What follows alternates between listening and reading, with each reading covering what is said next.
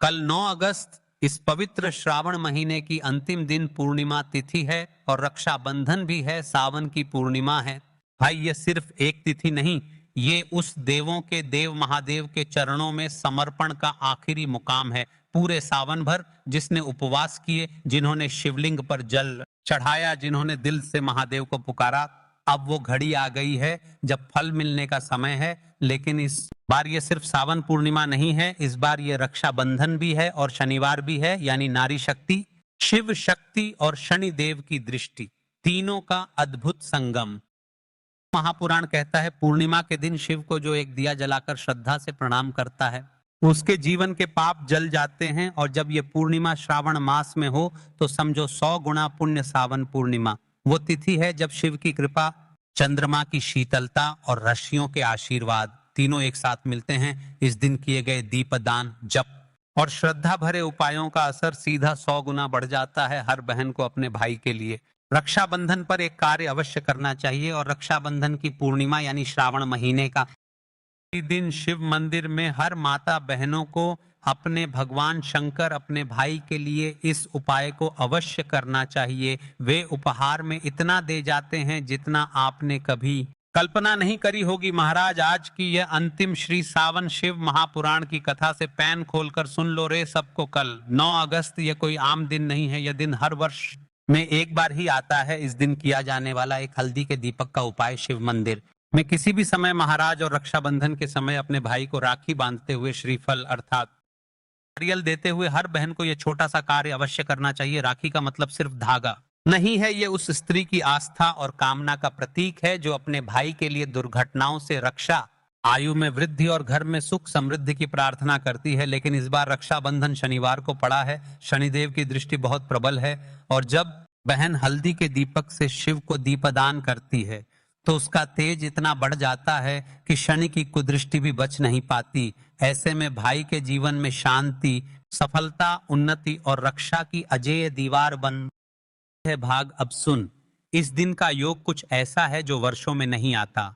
9 अगस्त, सावन पूर्णिमा, रक्षाबंधन, बहन भाई का पवित्र पर्व, शनिवार, शनिदेव की दृष्टि का दिन, प्रदोष काल, शिव को सबसे प्रिय समय, यानी इस दिन किया गया एक दीपक का उपाय तेरे जीवन में 108 जन्मों के दोष मिटा सकता है। और यही उपाय है हल्दी का दीपक भाग 4। हल्दी का दीपक क्यों? हल्दी लक्ष्मी का रूप है, दीपक शिव का रूप है। जब तुम हल्दी से बना दीपक जलाते हो तो शिव और दोनों प्रसन्न होते हैं। और अगर ये दीपक प्रदोष काल या रात्रि 9:15 के बाद जलाया जाए तो उसका असर तुरंत दिखता है। दिया लो मिट्टी या पीतल का चलेगा, उसमें थोड़ा सा सरसों का तेल या घी भरो, एक लंबी बत्ती डालो, अब थोड़ी हल्दी मिलाकर उस दिए को पीला कर दो। इसे महादेव के सामने घर के ईशान कोण या तुलसी के पास रखकर शिव जी का मूल मंत्र जपो, ओम नमः शिवाय, कम से कम 108 बार। फिर भाई के नाम से प्रार्थना करो उसकी रक्षा, समृद्धि और सफलता के लिए। देखिए महाराज, एक अच्छी घटना,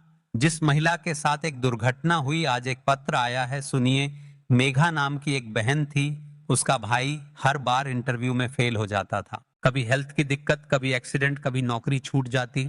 रक्षाबंधन के दिन वो बहुत रोई। फिर एक पंडित ने कहा हल्दी का दीपक जला, शिव को पुकार और भाई के नाम से प्रार्थना कर। मेघा ने वही किया, एक दीपक जलाया, शिव का नाम लिया और सच्चे मन से रक्षा मांगी। अगले महीने भाई को सरकारी नौकरी मिली। अब भी हर साल सावन पूर्णिमा पर वो हल्दी का जरूर जलाती है। जिन्होंने पिछले वीडियो में कमेंट किया था वे लोग जान ले अपनी राशि से जुड़ा भाग्य। सबसे पहले राशि है मेष। आज तुम्हारे जीवन में कोई बड़ा परिवर्तन आ सकता है अगर तुमने यह उपाय श्रद्धा से किया, सफलता निश्चित है। दूसरी और विशेष राशि है तुला। पिछले कुछ समय से जो रुकावटें थीं अब समाप्त होंगी। रक्षाबंधन का ये दीपक तुम्हारे भाई की किस्मत खोल देगा। देखिए पूर्णिमा तिथि के दिन, श्रवण के आखिरी दिन, हर घर हर महिला को यह एक छोटा सा कार्य रात्रि में अवश्य करना चाहिए। महाराज, सो जाएं तो एक छोटा सा दिया लेकर अपने बिस्तर के पास रखो और 11 बार कहो, हे शिव शंकर, मेरी कामनाएं पूरी हो, मेरे भाई की रक्षा हो और हमारे जीवन से अंधकार हट जाए। फिर ओम शिवाय नम मंत्र 27 बार झपकर सो जाना। देखना सपनों में भी शिव तुम्हें दर्शन देंगे। भाई, अगर तुम बहन हो तो आज का दिन तुम्हें वरदान देने आया है। अगर तुम भाई हो तो आज का दीपक तुम्हारी रक्षा का कवच बन सकता है।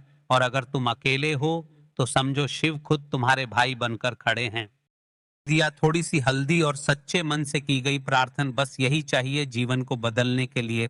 तो देखिए हम उसे विशेष और मुख्य उपाय की तरफ चल रहे हैं जो आपको कल के दिन अवश्य करना है। और हाँ, आखिरी में हम अंतिम में आपको एक छोटा सा कार्य बताने वाले हैं जो श्रवण के आखिरी दिन यानी पूर्णिमा तिथि के दिन किया जाता है, जिससे शिव जी की कृपा प्राप्त होती है। तो वीडियो को बीच बीच में से स्किप ना करें। अब ध्यान से सुनो, इस एक दीपक और हल्दी वाले उपाय को हमें इस शुक्रवार के दिन करना किस समय है।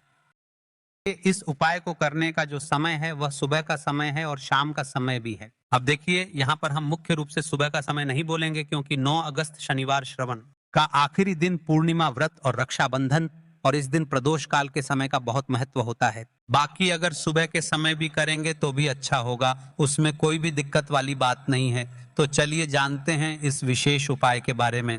लेकिन उससे पहले एक प्रार्थना, अगर आप इस चैनल पर नए हैं तो आप इस वीडियो को लाइक करें, को सब्सक्राइब करें और कमेंट बॉक्स में आप अपनी राशि या अपना नाम जरूर डाल दें, क्योंकि हम राशि से जुड़ा भाग्य भी बताते हैं और भाग्य में चल रही परेशानियों को दूर करने के लिए वह आसान से आसान उपाय भी बताते हैं। तो चलिए अब हम अपने सबसे पहले उपाय की बात कर लेते हैं। देखिए हम सभी के घरों में माता तुलसी का पौधा अवश्य ही होता है।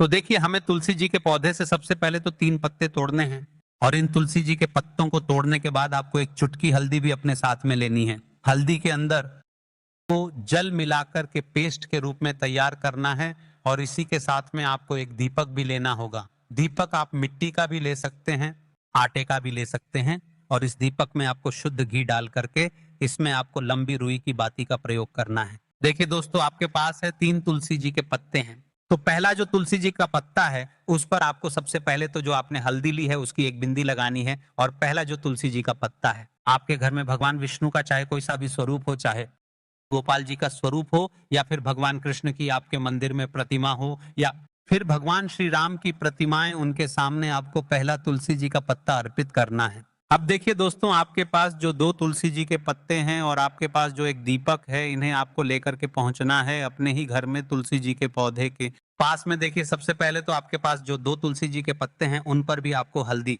की एक एक बिंदी लगानी है और उन दोनों ही तुलसी जी के पत्तों को आपको अपने घर में तुलसी जी के पौधे के वहां पर ही अर्पित कर देने हैं। और इस प्रकार से ये दोनों पत्ते भी तुलसी जी के पौधे के पास में अर्पित करने के बाद अंत में जो आपके पास एक लंबी बाती का दीपक है, इसे आपको तुलसी जी के पौधे के पास में ही प्रज्वलित कर देना है। जो भी व्यक्ति अपने ही घर पर इस प्रकार से तुलसी जी के 3 पत्तों का यह उपाय कर लेता है तो उसका परिवार हमेशा खुश रहता है, उसके परिवार में कभी भी कोई भी संकट उत्पन्न नहीं होता है और यदि आपके घर में जो भी ग्रह क्लेश है वह भी समाप्त होते हैं। तो इस प्रकार से ये सुंदर सा उपाय है। अब बात करते हैं अगले उपाय की।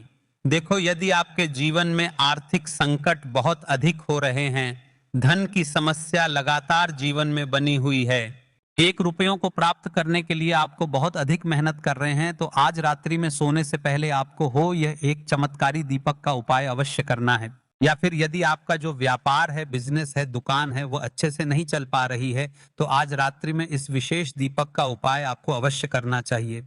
देखो दोस्तों दीपक हमारे घर में सभी नकारात्मक शक्ति को बाहर करता है। यह उपाय आपको साल में केवल 1 बार करने का ही मौका मिलता है। देखिए इस उपाय के लिए आपको तुलसी जी की जो सूखी लकड़ी होती है उसे ले लेना है। देखिए दोस्तों यदि आपके पास पुरानी तुलसी जी की लकड़ी है तो उसे आप ले सकते हैं, और यदि आपके घर में तुलसी जी जो लकड़ी है वह सूखी हुई है तो उसकी लकड़ी आप तोड़ करके इस्तेमाल कर सकते हैं।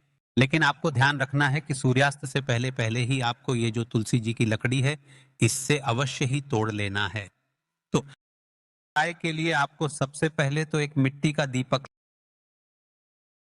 दीपक लेना होगा। चाहे तो आटे का दीपक भी ले सके, क्योंकि आटे का दीपक सभी दीपक में सर्वोत्तम माना गया है। इस दीपक के अंदर आपको शुद्ध घी का प्रयोग करना होगा और इससे दीपक के अंदर आपने जो तुलसी जी की लकड़ी ली है उसे भी रख देना है। लेकिन यह जो तुलसी जी की लकड़ी है इसमें आपको चारों तरफ अच्छे से घी लगा लेना है। जो तुलसी जी की लकड़ी है यदि आप उपाय करते हैं और बहुत ही शीघ्रता से जल जाती है तो इसके लिए आपको एक कार्य करना है।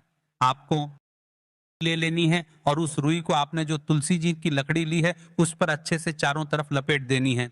तुलसी जी की लकड़ी के ऊपर रुई लपेटने के बाद इसे आपको पूरा घी के अंदर डुबो लेना है। अब इसे आपको बाती के रूप में प्रयोग करना है। अब दोस्तों इस दीपक को आपको प्रज्वलित कहाँ करना है?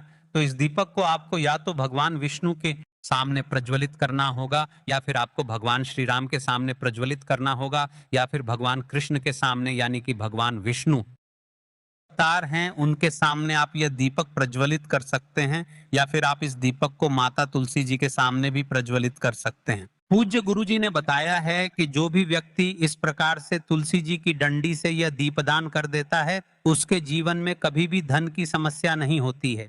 इसीलिए आपको यह पूरे साल में केवल एक बार ही मौका मिलता है। इस उपाय को करके देखना, आपकी सभी इच्छाएं जरूर पूर्ण होंगी। ये जो उपाय है रात्रि में सोने से पहले करना है। ये इस उपाय के लिए आपको 2 हरी इलायची लेनी। हरी इलायची आपको साबुत लेनी है, खंडित नहीं होनी चाहिए। और इसी के साथ में आपको मात्र थोड़ा शहद लेना है। शहद आपको मात्र आधा चम्मच या फिर उससे भी कम ले लेना है। और इसी के साथ में आपको एक दीपक ले लेना है। दीपक आप चाहे तो मिट्टी का भी ले सकते हैं, और आप चाहे तो शुद्ध आटा मढ़कर उसका दीपक भी आप तैयार कर सकते हैं। इस दीपक के अंदर आपको मौली का जो धागा आता है कलावा का, उसकी बाती का प्रयोग करना होगा। यानी कि इस दीपक के अंदर आपको लाल रंग की बाती का प्रयोग करना होगा। के अंदर आपको शुद्ध घी का प्रयोग करना होगा। अब ये सारी सामग्री लेकर के आपको अपने घर में जो भी मंदिर है वहां पर पहुंच जाना है, और आपको माता लक्ष्मी के किसी भी स्वरूप के सामने बैठ जाना है। अगर माता लक्ष्मी की फोटो है, माता लक्ष्मी की प्रतिमा है, तो उनके सामने आपको बैठ जाना है। अगर माता पार्वती की प्रतिमा है तो उनके सामने आपको बैठ जाना है। यानी कि किसी भी माता के स्वरूप के सामने आपको बैठ जाना है। अब देखिए, सबसे पहले तो आपको माता रानी के सामने थोड़ी सी चावल की ढेरी बना देनी है, आपको माता रानी के सामने रखना है। उसके बाद आप जो एक दीपक लेकर के गए हैं, दीपक को आपको उन्हीं चावल के दानों के ऊपर रख देना है, और फिर इस दीपक को आपको माता रानी के सामने प्रज्वलित कर देना है। देखिए, इस दीपक को प्रज्वलित करते समय आपको ओम महालक्ष्मी नमः इस मंत्र का लगातार जाप करते रहना है। दीपक को प्रज्वलित करने के बाद आप जो 2 हरी इलायची लेकर के गए हैं, उसमें से एक हरी इलायची को तो आपको उसी दीपक के अंदर डाल देनी है, और वहीं पर आपको 21 बार ओम महालक्ष्मी मंत्र का जाप कर लेना है। अब आपके पास जो शहद है और एक हरी इलायची है, उसे सीधे आपको लेकर के पहुंच जाना है भगवान शिव के मंदिर में। पूज्य गुरु जी ने बताया है कि यह उपाय आपको सिर्फ और सिर्फ शाम के समय ही करना होगा। शाम को जब भी सूर्यास्त का समय होता है तो उस समय आपको यह उपाय करना है। लेकिन सबसे पहले तो आपके पास जो एक हरी इलायची है, उसे आपको उस शहद के अंदर अच्छे से डुबो देना है। यानी कि शहद का लेपन उसे हरी इलायची पर चारों तरफ आपको कर देना है। अब ये जो शहद से युक्त हरी इलायची है, इससे आपको भगवान शिव के शिवलिंग पर अर्पित कर देनी है, और आपको वो श्री शिवाय नमस्तुभ्यम इस मंत्र का लगातार जाप करते रहना है। फिर इसके बाद आपको एक लोटा जल भी अपने साथ लेकर के जाना है। तो यह एक लोटा जल भी आपको धीरे धीरे शिवलिंग पर समर्पित कर देना है, और आपको श्री शिवाय नमस्तुभ्यम इस मंत्र का जाप करते रहना है। फिर इसके बाद आपको अपने घर आ जाना है। इस प्रकार से आपको यह उपाय कर लेना है। तो चलिए जान लेते हैं गुरु जी द्वारा बताए गए दूसरे उपाय के बारे में। देखिए, इस उपाय के लिए आपको लेना है 11 चावल के दाने। गुरु जी ने कहा है चावल के दाने खंडित नहीं लेने हैं, बिल्कुल साबुत होने चाहिए। उसके साथ में आपको लेना है एक बेलपत्र। बेलपत्र का भी एक नियम है। अगर आपके पास बेलपत्र नहीं है तो आप शिवलिंग से उठाकर उसको पुनः शुद्ध जल से धोकर इस्तेमाल कर सकते हैं। इस प्रकार आपको बेलपत्र लेना है। इसके बाद आपको एक लोटा जल लेना है। अब ये सब सामग्री लेकर आपको जाना है महादेव के मंदिर में। आपको उत्तर साइड में खड़े हो जाना है, और सबसे पहले आपको एक बेलपत्र अपने हाथ पर और 11 चावल दाने रखकर शिवलिंग के ऊपर अपना नाम और गोत्र बोलते हुए समर्पित कर देना है, और ओम नमः शिवाय श्री शिवाय नमस्तुभ्यम का लगातार जाप करना है।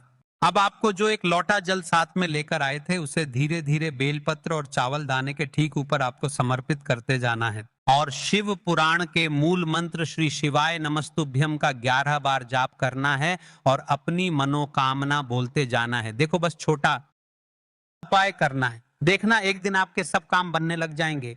गुरु जी का बहुत ही विशेष उपाय है। चलते हैं तीसरे उपाय की तरफ। देखिए, इस उपाय के लिए आपको एक तांबे के पात्र के अंदर सबसे पहले अपने घर से शुद्ध जल लेना है। फिर इसी के साथ में आपको मात्र थोड़ा सा शहद लेना होगा। शहद आपको आधा चम्मच या फिर उससे भी कम लेना है, और इसी के साथ में आपको एक प्यारी सी बेलपत्र ले लेनी है। बेलपत्र यदि आपको नहीं मिल पाती है तो भगवान शिव के शिवलिंग पर चढ़ी हुई बेलपत्रों को आप पूर्ण शुद्ध जल से के उपयोग कर सकते हैं। और बेलपत्र जो है वह कहीं से भी कटी फटी खंडित नहीं होनी चाहिए। अब ये तीनों सामग्री लेकर के सीधे आपको पहुंच जाना होगा भगवान शिव के मंदिर में। यह उपाय सुबह से लेकर के शाम तक किसी भी समय कर सकते हैं। देखिए, सबसे पहले तो आपके पास जो शहद है उससे आपको अपने सीधे हाथ की चिंठी उंगली के जो पास वाली उंगली होती है अनामिका उंगली, उसमें थोड़ा सा शहद आपको लेना है और इससे फिर आपको शिवलिंग पर जहां माता अशोक सुंदरी का स्थान होता है वहां पर आपको ओम निर्माण करना है। लेकिन जलाधारी के बिल्कुल बीच में जो स्थान होता है उसे माता अशोक सुंदरी का स्थान कहते हैं और इसी स्थान पर आपको शहद से ओम का निर्माण करना है। अब दोस्तों, आपके पास जो एक बेलपत्र है उसे आपको अपने सीधे हाथ की हथेली पर रखना है और महादेव से आपको अपनी विशेष मनोकामना, आपके जीवन में जो भी संकट चल रहे हैं, जो भी समस्याएं चल रही हैं, जो भी जीवन में दुर्भाग्य बना हुआ है, आप अपने किसी भी कार्य में सफल नहीं हो पा रहे हैं, तो जिस भी प्रकार की आपकी समस्या है उसे दूर करने आपको महादेव से प्रार्थना कर लेनी है। और फिर यह जो एक बेल पत्र है इससे इसे आपको शिवलिंग पर माता अशोक सुंदरी वाले स्थान पर समर्पित कर देनी है। देखिए, जहां पर आपने ओम का निर्माण किया है उसी के ऊपर आपको यह बेलपत्र भी समर्पित कर देनी है। देखिए, बेलपत्र की चिकनी साइड का हिस्सा शिवलिंग से स्पर्श होगा और इसकी जो डंडी है वह आपको जलाधारी की ओर रखनी है। बड़ी पत्ती वाला भाग शिवलिंग की तरफ रहेगा। इसी प्रकार से आपको यह बेलपत्र समर्पित कर देनी है। अब दोस्तों, आपके पास जो एक जल है उसमें से थोड़ा सा जल तो आपको बेलपत्र की जो आगे वाली पत्ती है उस पर आपको समर्पित करना है और आपको श्री शिवाय नमस्तुभ्यम इस मंत्र का जाप कर लेना है। फिर उस पात्र के अंदर जो जल बचेगा उसे पूरा आपको भगवान शिव के शिवलिंग पर धीरे धीरे समर्पित करते जाना है और लगातार आपको शिव महापुराण के मूल मंत्र श्री शिवाय नमस्तुभ्यम इस मंत्र का जाप करते रहना है। गुरुजी ने कहा है कि जल आपको इतने धीरे धीरे समर्पित करना है कि जल समर्पित करते हुए आप कम से कम 11 बार श्री शिवाय नमस्तुभ्यम फिर ओम नमः शिवाय इस मंत्र का जाप कर सकें। फिर इसके बाद वापस आपको अपने घर आ जाना है। इस प्रकार से आपको यह उपाय कर लेना है। आप देखेंगे कि आपकी सभी मनोकामनाएं अवश्य ही पूरी होंगी। यह उपाय आपको अवश्य करने हैं। इस वीडियो में हमने आपको 3 से 4 महा उपाय आपको बताए हैं जो आपको शुक्रवार के दिन ये जो सारे उपाय हमने आपको बताए हैं ये आपको कल शनिवार के दिन इस पवित्र श्रावण महीने का अंतिम दिन यानी कि पूर्णिमा व्रत के दिन आपको करना है। और हाँ, इस वीडियो में हमने आपको वह उपाय भी बताए हैं जो आपको रक्षाबंधन के दिन हर बहनों को करने चाहिए। तो आज की वीडियो में इतना ही। यदि आपके मन में उपाय से जुड़ा कोई सवाल है तो आप कमेंट बॉक्स में पूछ सकते हैं, या फिर आपको कोई अन्य समस्या है जो समाप्त नहीं हो पा रही तो उसे समस्या से जुदा भी आप सवाल कर सकते हैं। मिलते हैं अगले वीडियो में। श्री शिवाय नमस्तुभ्यम।